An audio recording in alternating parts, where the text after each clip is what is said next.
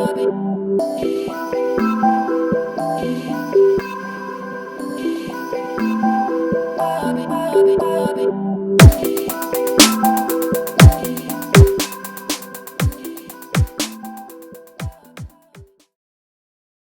everybody. My name is Dr. Michael Viega, and welcome to Entering the Ambient, a collaborative autoethnography project exploring digital music improvisation and music therapy.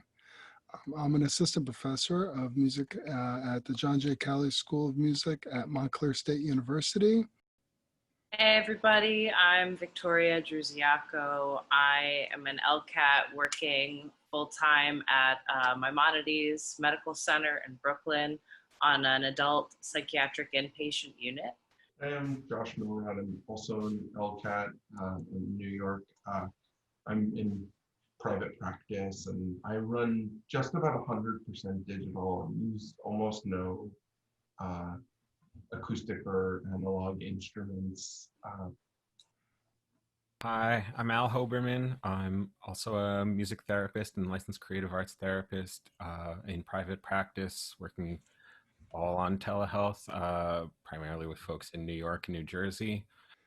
So collaborative autoethnography is a research methodology that engages two or more autoethnographers in a research team to pool their lived experiences on selected sociocultural phenomenon and collaboratively analyze and interpret them for commonalities and differences. We each come from this from a different perspective and different experiences. The primary research question is, what is our collective heuristic experience of approaching the ambient, the phenomenon of ambient within group digital music improvisation experiences? And here we're using a term from Geneste, define the ambient mode as involving and engaging with our surroundings as an ambient, pervasive, all-around field, without anything being prioritized into the foreground and background, without the salience of the foreground. What would need to become salient is the pervasive ambience itself. And so we'll talk a little bit more about what that experience has been like for us in terms of digital music improvisation. And I did write an article in 2014 on soundscape and entering the ambient related to music therapy. So this research is really meant to expand upon that theory building with a group of other music therapists to share what that experience is for us heuristically, and what it could possibly tell us about the role of the therapist when improvising using digital music technology, about the possible roles that people play within improvisation when using digital music technologies, and also what is the roles of the gear, of the typologies, such as samplers and digital audio workstations and all that we might use, synthesizers, during our collective improvisation. Yeah, so we met for 6 in-person sessions. There was plans to keep meeting, but COVID got in the way of that. And we've tried to meet using some kind of digital tools during the early days of COVID, but they weren't quite up to snuff, but now they've gotten significantly better. But our work kind of had a pretty solid arc of starting with learning the tools, like how do these things work? How is it to improvise with one another where we're not synchronized, or we are synchronized? How is it to use different sets of equipment? How is it to use a MIDI keyboard versus something like an Ableton Push? How is it to use an analog rack mount synthesizer versus singing into a vocoder? And then it progressed to exploring different roles within music therapy. So can the beat be an organizing force? Can people lead? What happens if we shift tempo? What happens if we take turns leading and following within music consciously? And that led to our final sessions were much more like an integration of all the work we had done. And we really created some powerful ambient spaces where figure and ground were really put into question. It was just like this miasma of beautiful sound where we could all exist. The sessions ran from anywhere from about an hour to 2 hours, and the improvisations were generally about 45 to 60 minutes. Just like our research questions came out of the experience of getting together and improvise, some of those questions that Josh mentioned, we wanted to then design a research method that also fit the material that we had. So since we had gotten together 6 times to improvise, we were able to record both audio and video all of those sessions. We got together and independently listened to all 6 and selected 6 clips, one from each, all around 3 minutes, that either exemplified something that was unique about the experience, or stood out to us in some way, was had some significance to our process. And of course, that was a process of comparing and discussing. And so now the next step that we're looking at is to do an ambient type of listening to each of those clips, and to then analyze, to write responses, and compare and analyze. And so in listening, the idea is to also follow that ambient mode. So to first listen once with attention to what's in the foreground, and then again listen to what's in the background, what gets pushed backwards, and then that third time seeing if we can put ourselves into the ambient mode of listening, where there's no foreground or background, but just having attention to the pervasive experience of being in the music again. And then we're hoping to put that together in a discussion, and see what comes next. Yeah, our group has been very close. We've gone through a lot of experiences together, and the music experiences are often very intense. And so the part of the collaborative autoethnography is valuing our narratives and our discussions as key to our understandings and findings. And so we have a particular clip we would like to share and focus on today. And Victoria, would you like to introduce what clip we'll be sharing? I would love to. We chose this clip that I believe occurred on March the 8th of 2020. And for those of you who are like, that's really close to when COVID got really bad, you are correct, just about a week before. And so I think the timing of that was really significant for our group, like as far as our collective process and the arc that Josh was speaking to us about, where this was a moment where I think we were, as a group, feeling a lot of collective anxiety and existential dread, and different life circumstances were happening, and we were being humans that were in a group process together.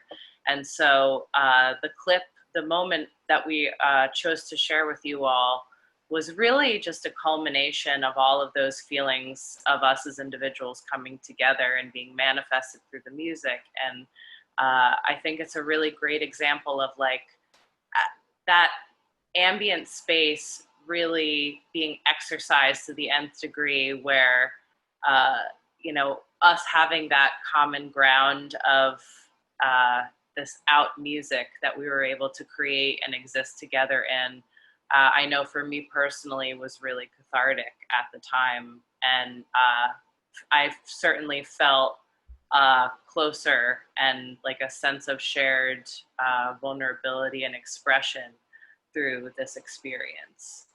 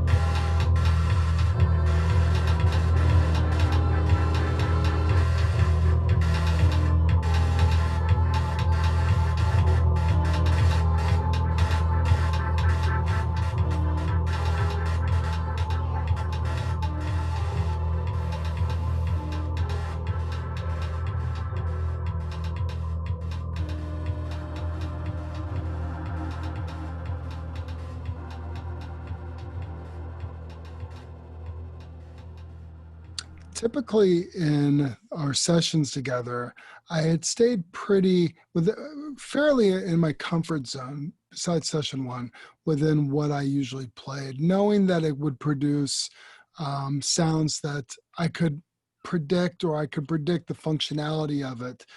And so this session represents where I used a new piece of gear for the first time here, the Push 2, which is the workflow station of Ableton Live. Gear that I'm not too familiar with and was only getting to know some basic aspects of it. Here I'm utilizing finger drumming for the first time. And as I float around listening to it, listening back to it now, I'm aware that of how present the drums are and how much it ties a soundscape together, and that when you move into the groove, it could have a tendency of coming fully into the foreground. So finding a way, and in this instance, I felt like the drums didn't so much move into the foreground in terms of interrupting, but instead tied some aspects together within the group, like a sound glue that allowed a lot of the more disjointed soundscapes in there to kind of come together. So I was really, and I'm really interested in how moving out of my comfort zone with gear helped to, create a moment that seemed to help become a cohesive element within the soundscape, and also being aware of what my role now is, and how I don't want to dominate that space, and how I have to navigate that that aspect of the soundscape. For me, this clip, I'm watching myself back, and I think there were moments where I was experiencing the music, and there were moments where I grabbed the vocoder and I was improvising. And that was significant for me because as a vocalist, I was coming into this musically, technically from the role of a novice, at least from my own perspective. Not necessarily from the perspective of my peers, which is part of my identity that I was able to kind of expand through this group process. But I was someone who liked to hide in the music because I was certain I was making all these mistakes, and I want to make the mistakes quietly so that, I guess, so I wouldn't face some judgment of my peers, which, when you talk these things out, it doesn't really make sense because my peers are the nicest, most non-judgmental people. But, these are the stories that we tell ourselves. And so, I appreciated not having that little voice in the back of my head, that critical inner monologue going, to just be able to be in the music and not be worried whether I was in it for every moment of it or how I was in it, just kind of be in that collective space with everyone and just allow my voice literally to be heard and to feel comfortable improvising with it. Yeah, this clip was really special to me because I think that it was like this real coming together. And what I hear when I hear it is like, yes, things come into the foreground and then recede to the background, and there's a natural arc where it grows and then it fades away and then it grows again, but there's not one person leading. Even though Michael was playing drums, and the whole thing was just generally very textural, and everything was in different tempos, and there were things looping that were not synced up with other things that were looping. And it really was beautiful in that it was like a sound space that could accommodate all of us, but we were all together in it, even if the things we were doing didn't necessarily line up perfectly. And in that way, it felt a bit more freeing than when in the past when I've done like more like drum circle work, where it's like people feel like a pressure to do the right thing, to stay with the beat. And this moment really felt like it could hold all of us and we could all create something together, yet each of us had an individual distinct voice within it where we could have our own experiences amidst the collective experience. Yeah, I mean, the first thing that I think about when I listen to this clip is just how emotionally attuned it is. I mean, I think one question that people will ask, or one criticism of digital music making, is that it's not in the moment enough. It's not flexible enough. But I mean, this is anything but that. They're not just the ability that we had to change dynamics or textures together, or to respond to things like Mike pushing in with those percussive sounds, but just, I mean, like we mentioned before, I mean, this was just as COVID was spreading, and to me, I hear the chaos of that moment, the sort of all of these different shifting voices and uncertainties, and I remember also feeling very, emotionally invested in that moment, and I think that there is something like about that ability. There's actually, in some ways, more flexibility in this kind of making, in the sense of we're able to move out of very slow paced kinds of music making with lots of loops, where you might not even have to have your hands on the instrument at all times. You could be letting something loop and listening in a more passive or active listening way, and it can shift in a moment to this very real time, sort of more traditional playing instruments rhythmically. In a moment, we can go from one to the other, or actually, as what happened in that clip, there was some of both, right? That is, I noticed that I wasn't actively playing any particular notes. I was instead, when Mike did that percussive thing, I adjusted the loop that I had that was already playing to respond to that music. And so, yeah, I think about just how many options we have with these expressive tools, to actually create a deeper and maybe more all encompassing experience. In terms of what we know about digital music technologies, use of music therapy, we have a lot of various case studies and research related to adapting music technology as a means to an end for various goals in music therapy. We also have some work related to research related to and case studies related to therapeutic songwriting and beat making and composition techniques. However, as this research has shown and is continuing to unfold for us, is that more about the experiential states related to utilizing digital music technologies and improvisation needs to be understood. So we understand as clinicians, what is needed within what are the possibilities of experience here that do differ greatly from live music making with other acoustic instruments. And so we look forward to sharing these results with you and our experience and seeing where it goes further down the line in terms of understanding the uniqueness of digital music spaces in music therapy. So thank you all. Thank you all to my co-autoethnographers and presenters. And we will see you later.